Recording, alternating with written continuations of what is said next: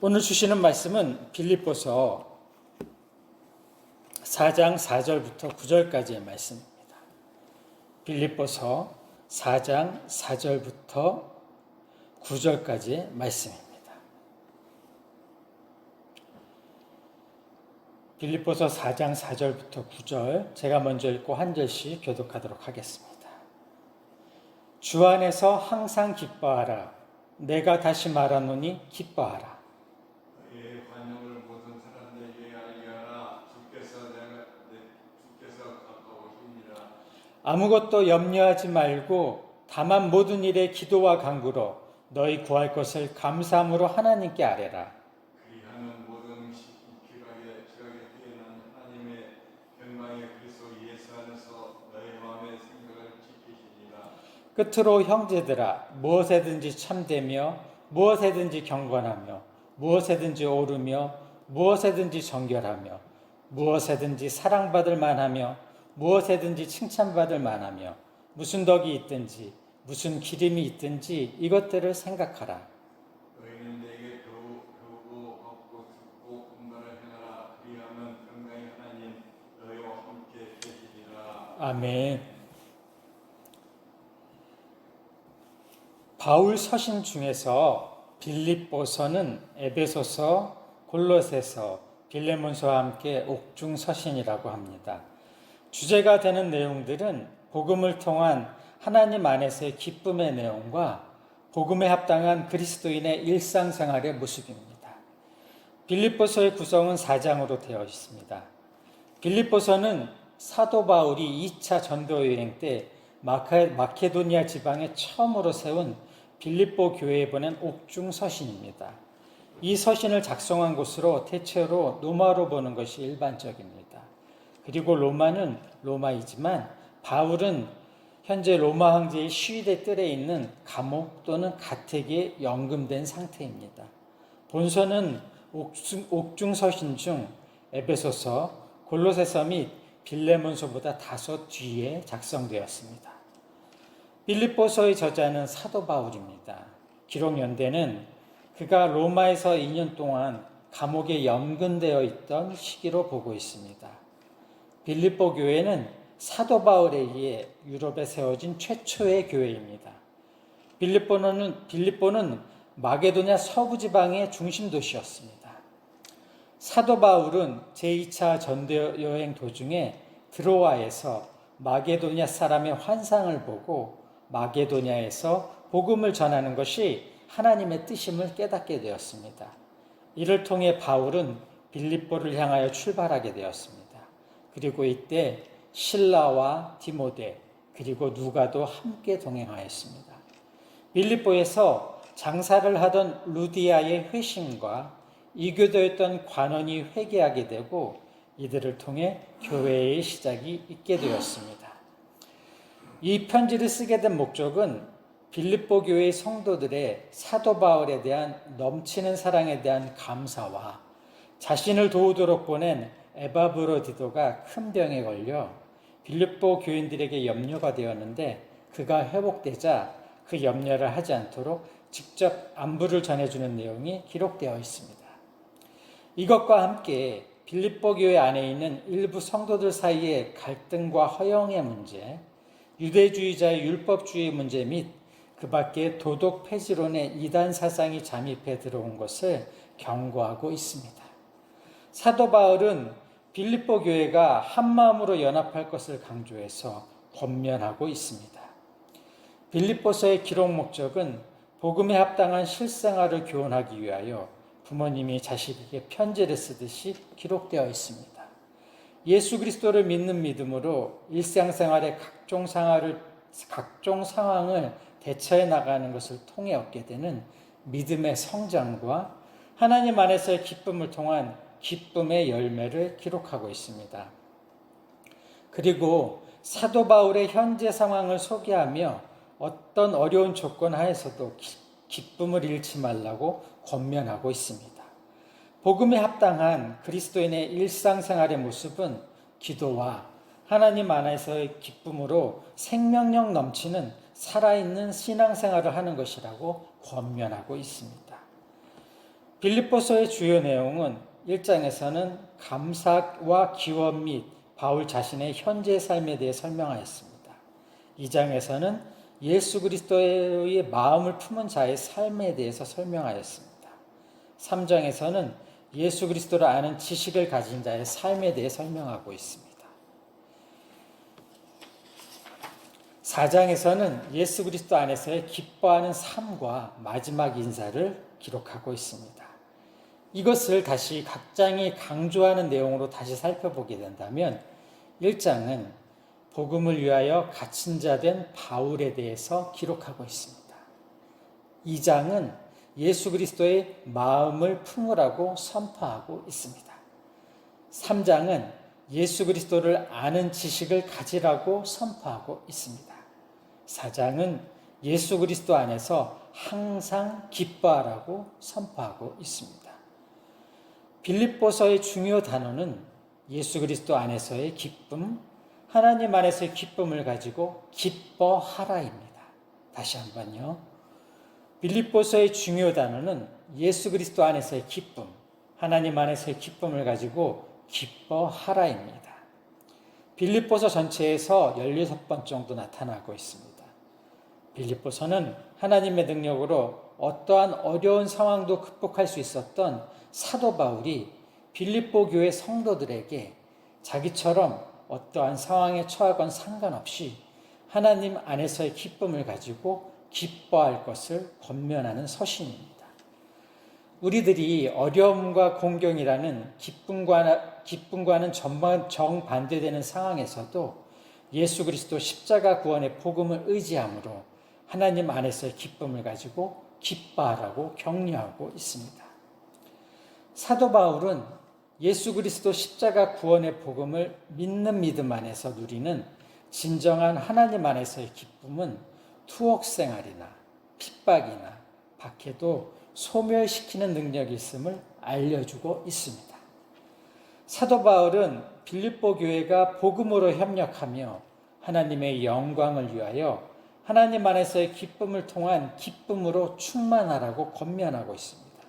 또한 겸손한 마음과 생각으로 신앙의 목표를 설정하고 염려하지 말고 능력 주시는 예수 그리스도 십자가 구원의 복음의 능력 안에서 모든 것을 할 수 있다고 알려주고 있습니다. 사도 바울은 예수 그리스도의 마음을 본받고 예수 그리스도를 아는 지식의 열정을 가지고 예수 그리스도께서 주시는 참된 평강을 위하여 하나님을 기쁘게 하는 향기로운 제물이 될 것을 권면하고 있습니다. 빌립보서는 사도 바울의 가장 개인적인 편지 중 하나이며 또한 그리스도인들이 다양한 개인의 일상생활에서 적용할 수 있는 내용들을 담고 있습니다. 사도 바울이 로마 감옥에 갇혀있는 동안에 쓴 이 서신은 빌립보 교인들로 하여금 그의 본을 따르도록 권하면서 박해의 시기에 겁없이 하나님의 말씀을 더욱 담대히 전하도록 격려하고 있습니다. 모든 그리스도인들은 적어도 한두 번은 불신자들이 예수 그리스도의 복음에 대해 적개심을 나타내는 것을 경험하는데 이것은 예상된 바입니다. 예수 그리스도께서는 세상이 그분을 미워했고 또한 예수 그리스도를 따르는 자들을 미워할 것이라고 말씀하셨습니다. 사도 바울은 우리들에게 사단과 세상의 권세에 의한 어려움들에 직면할 때 한마음으로 서서 한뜻으로 복음의 신앙을 위하여 협력하며 견뎌야 한다고 권면하고 있습니다. 다시 한번요. 사도 바울은 우리들에게 사단과 세상의 권세에 의한 어려움들에 직면할 때 한마음으로 서서 한뜻으로 복음의 신앙을 위하여 협력하며 견뎌야 한다고 권면하고 있습니다. 사도 바울은 빌립보서에서 교회 공동체의 그리스도인들이 겸손하게 연합할 필요가 있다고 권면하고 있습니다.